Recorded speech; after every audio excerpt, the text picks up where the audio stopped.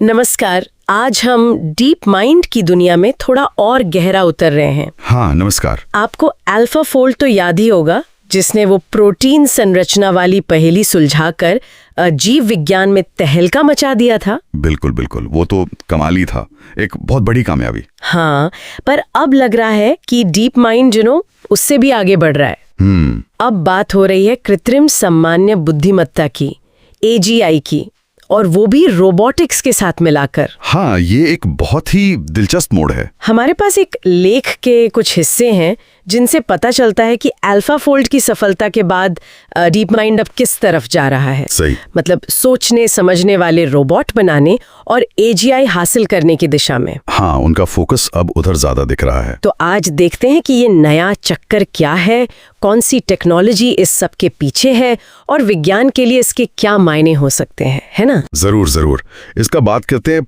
AlphaFold ने ये तो दिखाई दिया था कि AI जो है वो विज्ञान की बहुत मुश्किल, मतलब जो सालों से अनसुलझी पहेलियां थी, उन्हें हल कर सकता है। हाँ, वो प्रोटीन वाली समस्या तो दशकों पुरानी थी। बिल्कुल, वो एक मील का पत्थर था। सही कहा। और अब लगता है कि वो उस कामयाबी से मिले कॉन्फिडेंस को एक बिल्कुल नए लेवल पर ले जा रहे हैं। स्रोत बता रहे हैं कि नए मॉडल्स पर काम चल रहा है, जैसे जेमिनाई 2.5 है और एक जेमिनाई रोबोटिक्स भी। हाँ, ये नाम सामने आ रहे हैं। ये पिछले मॉडल्स से अलग कैसे हैं? मतलब इनका मकसद क्या है? ये सिर्फ ज्यादा पावरफुल AI बनाने से कुछ ज्यादा लगता है ना? यहीं पर बात थोड़ी और गहरी हो जाती है। ये सिर्फ बड़े भाषा मॉडल बनाने की बात नहीं है। अच्छा। लेख इशारा करें कि जेमिनाई जैसे मॉडल की असली ताकत उनकी बेहतर तर्क क्षमता, मतलब रीजनिंग में है, और मल्टीमोडैलिटी में। मल्टीमोडैलिटी यानी वो खास तौर पे इसी क्षमता को रोबोट के कंट्रोल सिस्टम से जोड़ने के लिए। कंट्रोल सिस्टम से जोड़ना, ओके। तो इसका मतलब क्या हुआ? ये रोबोट्स क्या सिर्फ हमारे कमांड फॉलो करेंगे या फिर? नहीं, यही तो बड़ा बदलाव है। लक्ष्य ऐसे रोबोट बनाना है जो आप कह सकती हैं स्वतंत्र रूप से सोच सके खुद से। हाँ, सीख सकें, और यहाँ तक कि खुद नई वैज्ञानिक खोजें करने की योजना बना सकें और उसे कर भी सकें। क्या बात करें! मतलब एक रोबोट लैब में सिर्फ दिए गए काम ना करे, बल्कि उसे एक लक्ष्य दे दो। बिल्कुल।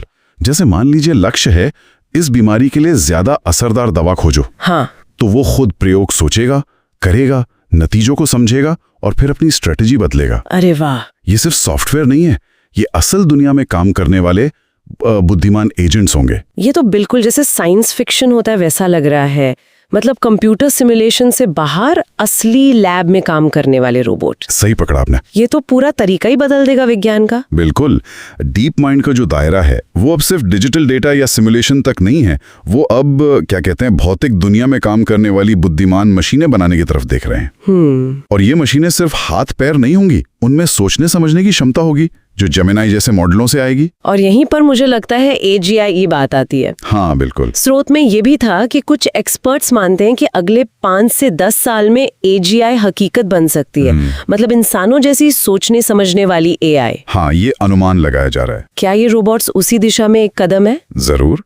देखिए, AGI का मतलब ही है ऐसी मशीनें जो किसी एक काम में नहीं बल्कि कई तरह के कामों में इंसानों जैसी समझदारी और सीखने की क्षमता रखें। सही। और डीप माइंड का मानना है कि ऐसी बुद्धिमान मशीनें विज्ञान की उन बड़ी पहेलियों को हल कर सकती हैं जो शायद इंसानी दिमाग की सीमाओं के कारण अब तक हल नहीं हो पाई। तो ये रोबोट प्रोजेक्ट वो AGI तक पहुंचने की राह में एक अहम पड़ाव हो सकता है। मतलब AI को असली दुनिया से इंटरैक्ट करने और सीखने का मौका देना। 5 से 10 साल, ये सुनने में बहुत ज्यादा वक्त नहीं लगता। क्या हम सच में AGI के इतने करीब हैं? स्रोत में भी ये सवाल उठाया गया है। देखिए, ये एक बहुत बड़ा सवाल है और इस पर सबकी राय एक नहीं है। कुछ को लगता है कि हाँ, ये मुमकिन है जिस तेजी से प्रगति हो रही है, पर दूसरे थोड़े ज्यादा सतर्क हैं।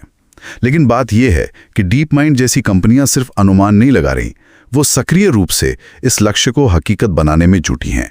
अच्छा। और ये रोबोटिक्स पहल उसी दिशा में एक ठोस कदम है। तो कुल मिलाकर डीप माइंड सिर्फ अल्फाफोल्ड की सफलता पर ही नहीं रुक रहा, वो AGI और एडवांस्ड रोबोटिक्स को मिलाकर विज्ञान करने के तरीके में ही क्रांति लाना चाहता है। हाँ, सोचने और खोजने वाली मशीनों के जरिए। ये तो उनके काम के दायरे का एक बहुत बड़ा विस्तार है। बिल्कुल। और यहाँ एक सोचने वाली बात यह भी है, अगर मशीनें खुद ही वैज्ञानिक अनुसंधान करने लगें, खुद नई हाइपोथेसिस बनाएं, खुद प्रयोग करें तो इंसानी ज्ञान और खोज की रफ्तार कितनी तेज हो सकती है। हाँ, ये तो सोचने वाली बात है। ये भविष्य के लिए एक गहरा सवाल छोड़ जाता है। क्या पता विज्ञान का अगला अध्याय शायद मशीनें ही लिखें।